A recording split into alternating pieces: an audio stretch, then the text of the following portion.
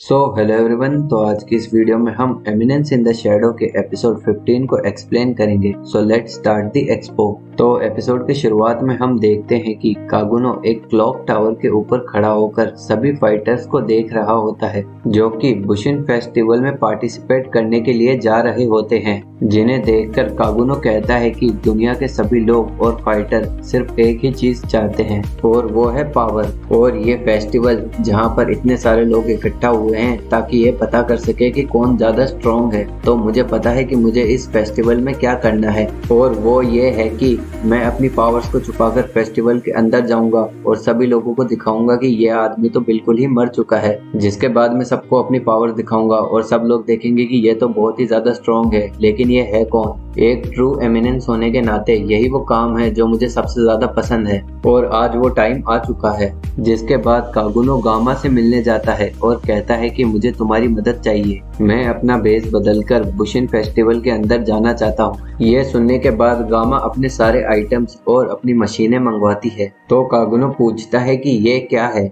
तो गामा जवाब देती है कि ये स्लाइम ही है जिसे हमने आपकी नॉलेज से इनहेंस्ड कर दिया है। इसे चेहरे पर लगाकर मैजिकल एनर्जी से चार्ज करने पर यह बिल्कुल ह्यूमन स्किन की तरह दिखने लग जाती है। उसके बाद वह कागुनो से पूछते हैं कि आपको इनमें से कौन सा चेहरा चाहिए। तो कागुनो जवाब देता है कि मुझे ऐसा चेहरा चाहिए जो दिखने में कमजोर लगे। यह सुनकर गामा उसे एक फोटो दिखाती है और कहती है कि यह है मंडेन मन। ये एक डार्क नाइट है जिसके पास कोई भी स्किल नहीं है और अभी ये मर चुका है। उसे देखकर कागुनो कहता है कि ये चेहरा बिल्कुल परफेक्ट रहेगा। जिसके बाद गामा अपनी मशीन ऑन करती है और कागुनो का चेहरा बिल्कुल ही बदल जाता है। जिसके बाद कागुनो यही चेहरा लेकर बुशिन फेस्टिवल में रजिस्टर करने के लिए चला जाता है। तभी वेलगेल्टा 7 ब्लेड्स की एनेरोज उसे देखकर कहती है कि तुम्हें बुशिन फेस्टिवल में नहीं जाना चाहिए। अगर तुमने इस इवेंट को अंडर एस्टिमेट किया तो शायद तुम कभी दोबारा ठीक नहीं हो पाओगे। तो कागुनो जवाब देता है कि तुम्हें कभी भी एक बुक को उसके कवर से जज नहीं करना चाहिए।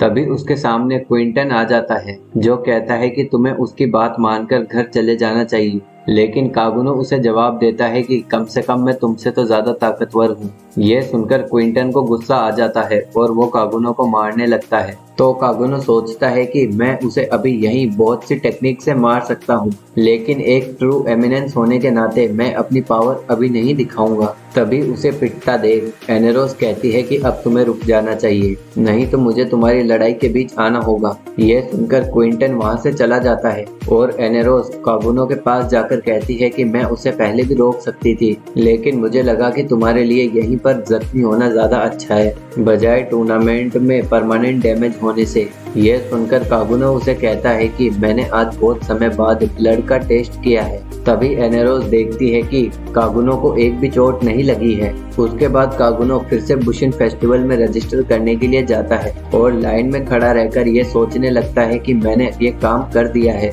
मैंने अपने आप को सबके सामने बिल्कुल ही पावरलेस दिखा दिया है, लेकिन कुछ लोग जिन्होंने नोटिस कर लिया है कि मैं एक आम आदमी नहीं हूँ और इसीलिए मुझे उस लड़की का रिएक्शन पसंद आया। लेकिन मुझे इतना ज्यादा नहीं सोचना चाहिए, अभी तो टूर्नामेंट स्टार्ट भी नहीं हुआ है। लेकिन जब टूर्नामेंट स्टार्ट होगा तो मुझे सबके सामने अपनी एमिनेंस पावर दिखाने का मौका मिलेगा और सब लोग कह रहे होंगे कि वो लड़का कौन था। फिर बुशिन फेस्टिवल में रजिस्टर करने के बाद वह अपने घर जा रहा होता है। तभी रोज वहां पर आती है और कागुनो से बातें करने लगती है। तभी कागुनो कहता है कि क्या तुम्हें कहीं जाना नहीं था। यह सुनकर रोज थोड़ा डिप्रेस्ड हो जाती है और कहती है कि हाँ, मुझे अपने फादर से मिलने जाना था, वो मुझे मेरे फियोंसी पर्व 60 से मिलवाने वाले हैं। यह सुनकर कागुनो कहता है कि मेरी तरफ से तुम्हें कॉन्ग्रेचुलेशन। तभी रोज जवाब देती है कि मैं land of art and culture की प्रिंसेस हूँ, वहाँ के सभी लोगों को मुझसे बहुत ज्यादा उम्मीदें हैं, पर मैंने उन सबको छोड़कर स्वॉर्ड के पाथ पर चलना पसंद किया।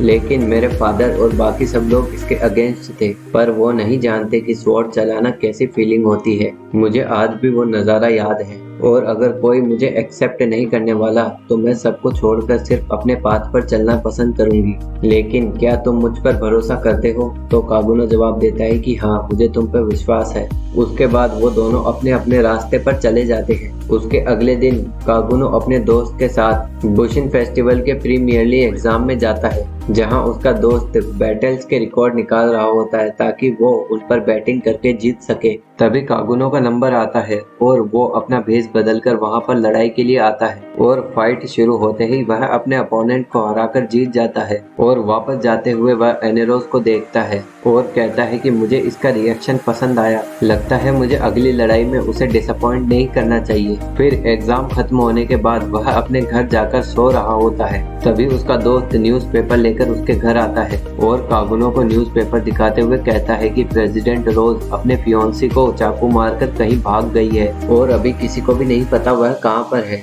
ये देखकर कागुनो सोचता है कि उसने ऐसा क्यों किया और इसी सस्पेंस में ये एपिसोड खत्म हो जाता है। तो हम मिलेंगे नेक्स्ट एपिसोड में। Thanks for watching.